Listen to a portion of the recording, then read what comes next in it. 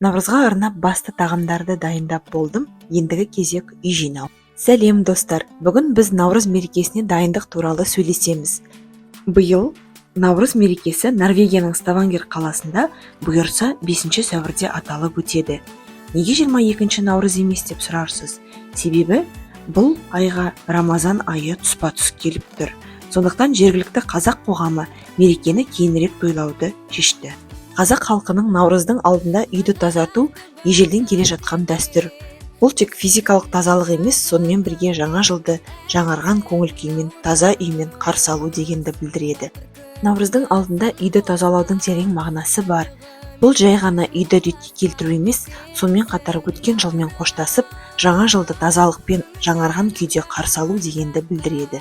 Қазақ дәстүрінде ескі заттардан арылып, үйді, аула қораны тазарту жаңа жылға дайындықтың маңызды бөлігі. Бұл тек үйді емес, ойды да тазартып, жаңа бастамаларға жол ашады. Артық қажетсіз заттардан арылу үйдегі энергияны жаңарту деген сөз. Қаншалықты үй таза болса, соншалықты көңіл күй де көтеріңкі болады. Бөлмелерді толық жинау, шаң сүрту, кілемдерді қағу, артық заттардан құтылу. Егер қолданбайтын, бірақ әлі де жарамды заттар болса, оларды қайырымдылыққа беруге болады. Халықта тазалық бар жерде береке бар деген сөз бар. Таза үйге қонақ шақыруда жағымды, ал қонақ Наурыздың басты дәстүрлерінің бірі. Бала кезімде нағашы әжемнің үйді жинауда үйретіп отыратын ырым тыйымдары болушы еді. Мысалы, қонақ отырғанда сыпырма. Өйткені қазақ халқы қонақты құт береке деп есептеген. Кешке үй сыпырма, ырыс несібеңді сыртқа шығарып жібересің. Табалдырықты сыпырма, бұл үйдің берекесін қашырады. Босағаны жуып тазалау керек. Бұл үйдің тазалығы мен пәктігін білдіреді. Әсіресе көктемде босаға жуылса, үйге жаңа қуат кіреді деп сенген.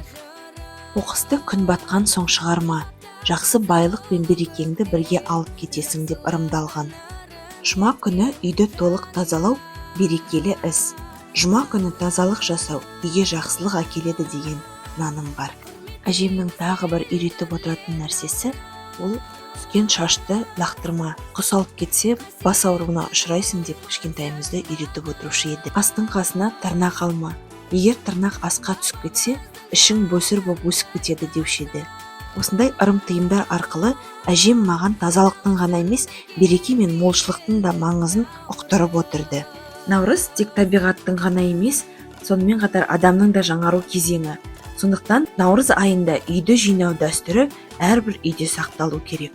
Достар, үйімізді жинап, жаңа жылды жақсы көңіл күймен қарсы алайық. Егер сізде Наурызға дайындық туралы қызықты дәстүрлер болса, пікірге жаза кетіңіз. Осы видеоның пайдалы болған болса, лайк басып арнаға жазылып кетіңіз.